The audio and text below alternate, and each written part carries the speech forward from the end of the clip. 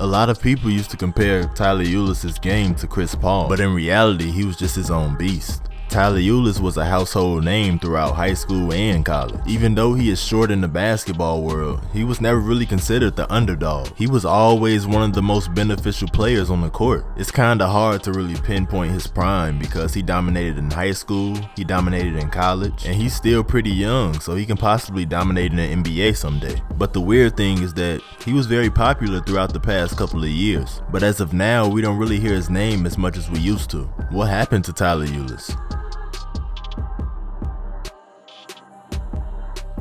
What's good, everybody?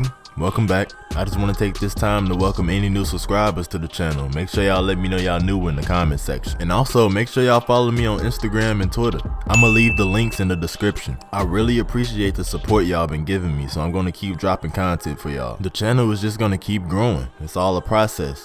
30K subscribers coming soon. But enough of all that talking. Let's get into this video. Tyler Ulis was a dominant force on every level of basketball that he played on, but in high school, he was a whole different beast. For the ones that don't know, Tyler Ulis is a 5'9" point guard who played for Marian Catholic High School. That school is really known for breeding great point guards. It's the same school that Chase Adams went to. I did a video on him as well, so make sure y'all go check that out. I'll leave a link in the description. But anyways, Tyler Ulis had a lot of skill, but there was a point in time where he wasn't the most dominant. His freshman year, his coach got his first chance to see him play in person, and it was like something that he's never seen before. And the only word that can describe his feeling was wow. He was just shocked at the fact that he played as a pure point guard. That's just not common to see, and especially from a freshman in high school. His skills was just way more advanced than his peers. He was just on a different level. And as you can expect, they moved him up to varsity. He was playing against the older guys now, and keep in mind, he was only 5'3" at the time. But he didn't let that affect him. He was just gonna play his game. With all these external competitive factors, he still managed to put up some decent numbers, averaging 13 points, 2 rebounds, 3 assists, and 2 steals. That's not too bad, and especially for a freshman.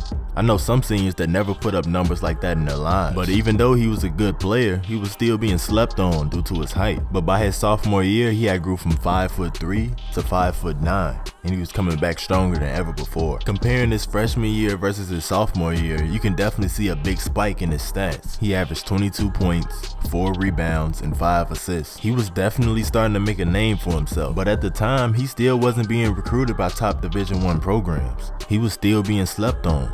The recruitment didn't start coming in until his senior year, and his senior season is when he established that whoever's guarding him doesn't belong on the same court as him.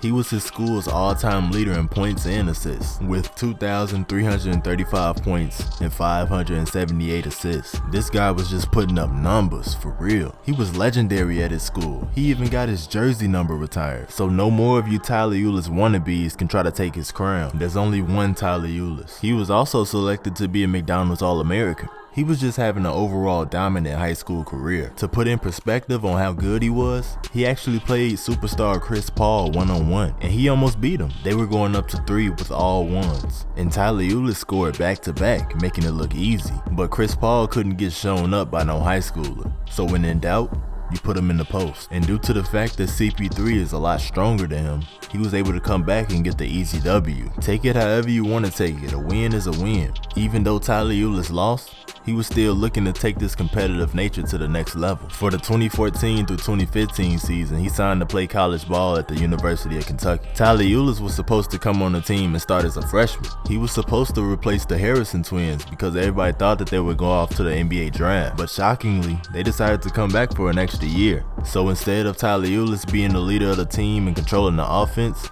he had to become a role player. Coming off the bench, he averaged 6 points, 2 rebounds, and 4 assists. But the next season, the Harrison twins left for the NBA draft, and now Tyler Ulis was able to have the offense ran around him, and you could definitely tell the difference in his stats. In the 2015 through 2016 season, he boosted his numbers up to 17 points, 3 rebounds, and 7 assists. He just waited for his time to shine. and when he got the opportunity, he took full advantage. This was dedicated to all the people that doubted him due to the fact that he wasn't that tall. He is just a living testimony of heart over height. The next year, he decided to forego his final 2 seasons of eligibility. He felt it was time to declare for the 2016 NBA draft, and fortunately his name was called. He was selected 34th overall pick to the Phoenix Suns. Everyone was happy for him.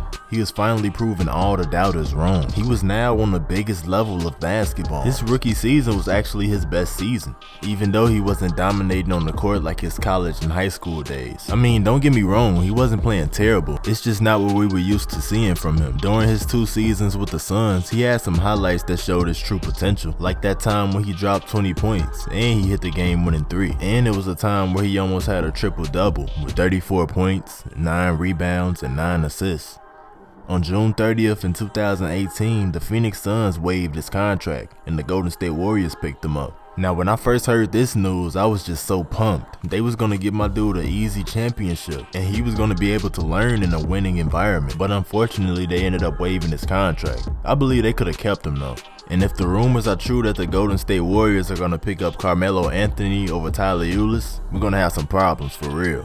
As for now, he has signed a 2-way contract with the Chicago Bulls. I can really see him being a crucial part of that rebuilding process. And who knows, maybe he can even become the franchise player someday.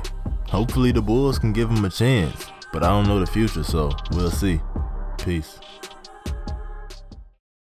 I was sitting clutching on my pipe at bro's funeral. You ain't never lost one of your mans, you ain't feeling this. Got a built-in beam on the gun, we ain't missing shit. She gon' go and shake that big old ass when she hearing this. My man said my other homie snaking, yeah, I pull up 250s, we brought out the whole 100. Counting up some new money, putting up the whole hundreds. I'm the next day, you gon' put a hole on it. I can't please everybody, what the fuck you want from me, huh? I'm a big dog, you better have the hoe from me, and I know that